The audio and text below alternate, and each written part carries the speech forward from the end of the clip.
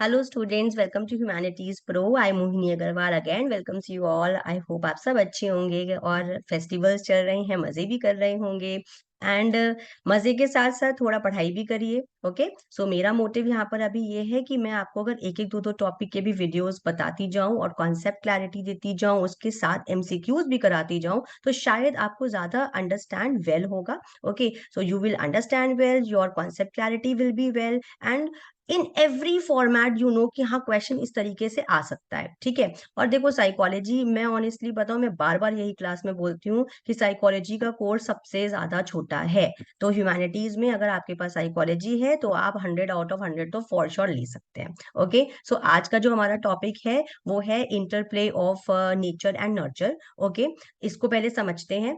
Nature and nurture, देखिए पहली बात तो नेचर का मतलब यहाँ पर वो हमारा नेचर वाला नेचर नहीं है कि आपका नेचर कैसा है, बिल्कुल भी नहीं। ठीक है, हमारा नेचर का यहाँ पर मतलब होता है जेनेटिक इन्फ्लुएंस। ठीक है, या हेरिडिटरी इन्फ्लुएंस भी बोल सकते हैं। तो क्वेश्चन दोनों तरीके से आ सकता है कि हेरिडिटरी इन्फ्लुएंस क्या होता है या जेनेटिक इन्फ्लुएंस क्या होता है। Okay, now when we talk about this genetic influence और this genes word, okay, it means कि जो जीन्स आपके आप मम्मी पापा से आते हैं या जो आपके लाइक जेनेटिक मेकअप आपका होता है, ठीक है, जिसको हम जीनोटाइप भी कहते हैं, तो उससे आपका इंटेलिजेंस कितना डेवलप हुआ है। ओके, इसको एज्यूम हम ऐसे करते हैं कि लेट से अगर मम्मी पापा डॉक्टर है तो बच्चा भी डॉक्टर बनता है, बट ऐसा हमेशा तो नहीं होता ना। ठीक है, सो यहाँ पर जो इम्फोसिस दिया गया है that is on the genes makeup, कि अगर इंटेलिजेंट आपके मम्मी पापा हैं या आपकी लाइक जनरेशन में कोई है या टू ही जनरेशन लेते हैं, तो अगेन आप भी कहीं ना कहीं इंटेलिजेंट होंगे ही। ओके, तो इसको समझने के लिए स्टडी करी गई। स्टडी क्या करी गई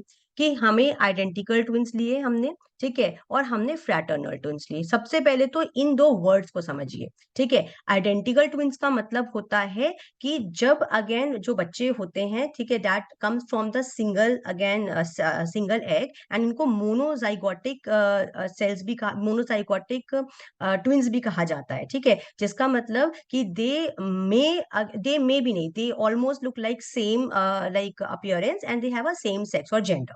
ओके, दोनों बच्चे एक जैसे ही दिखते हैं और एक ही जेंडर के होते हैं। ठीक है, तो जब इन बच्चों को रेयर टुगेदर किया गया, कहने का मतलब जब इनको साथ में रखा, ठीक है, तो इनकी जो इंटेलिजेंस थी वो 0.90 की कोरिलेशन में दिखाई गई, कि जब बच्चे साथ में थे तो इनका जो पॉजिटिव कोरिलेशन देखने को मिला इंटेलिजेंस का वो 0.90 का था। वही जब इन्हीं आइडेंटिकल ट्विंस को अलग कर दिया गया तो 0.72 का हो गया। तो देखिए ये सारे क्वेश्चन हैं कि व्हेन दे रेयर टुगेदर, ठीक है, आइडेंटिकल ट्विंस, अगेन कोरिलेशन कितने की पाई गई, 0.90, और जब वो अलग हो गए तो 0.72। ऐसे ही जब फ्रैटर्नल ट्विंस को अगेन रेयर टुगेदर किया गया, नाउ फ्रैटर्नल ट्विंस क्या होते हैं, इनको डाइजाइगोटिक अगेन बच्चे बोला जाता है। क्यों? क्योंकि again they may not be same in the appearance और इन द जेंडर। ओके, सो जब इनको साथ में रखा गया तो इनकी जो पॉजिटिव कोरिलेशन इंटेलिजेंस की मिली वो 0.60 की मिली। Okay, then brothers and sisters, normally जो हमारे सिबलिंग्स होते हैं, ठीक है, जब उनको अगेन साथ में रखा गया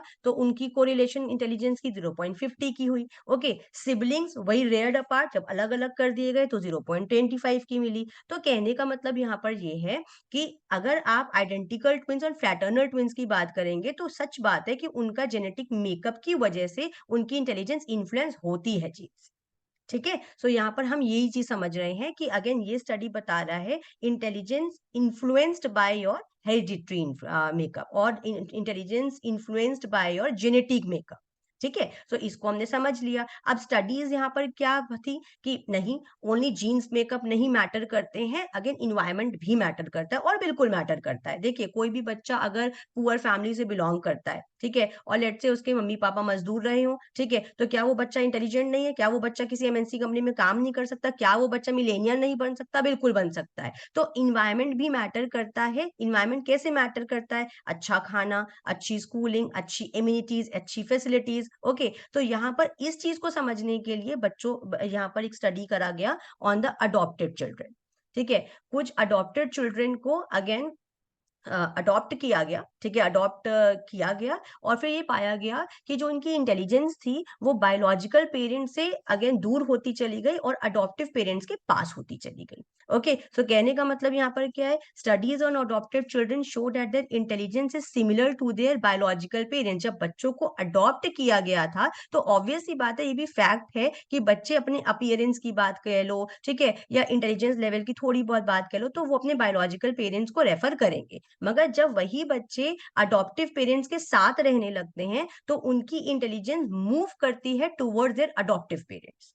ठीक है, वो अपने बायोलॉजिकल पेरेंट्स के से जो उनका इन्फ्लुएंस होता है वो कम होता चला जाता है और अडॉप्टिव पेरेंट्स की तरफ इन्फ्लुएंस ज्यादा होता चला जाता है। सो ये जो दूसरी स्टडी थी ना, ये इन्वायरमेंट को समझने के लिए थी कि environment also influence your again intelligence. Okay, so अब यहाँ पर इन्होंने क्या समझाया, इन्होंने ये समझाया कि as children grow with age their intelligence levels tend to move to that of their adoptive parents। तो कहने का मतलब यहाँ पर क्या है कि जब बच्चे को अडॉप्टिव पेरेंट्स के साथ रखा जाता है और उनके साथ वो नर्चर होते हैं तो वो उनकी इंटेलिजेंस का जो एक लेवल होता है, जो डेवलपमेंट होता है, that move towards their adoptive parents. Okay, so children adopted from disadvantage homes into families with higher socio economic status exhibit a large increase in intelligence and this is your one marker question।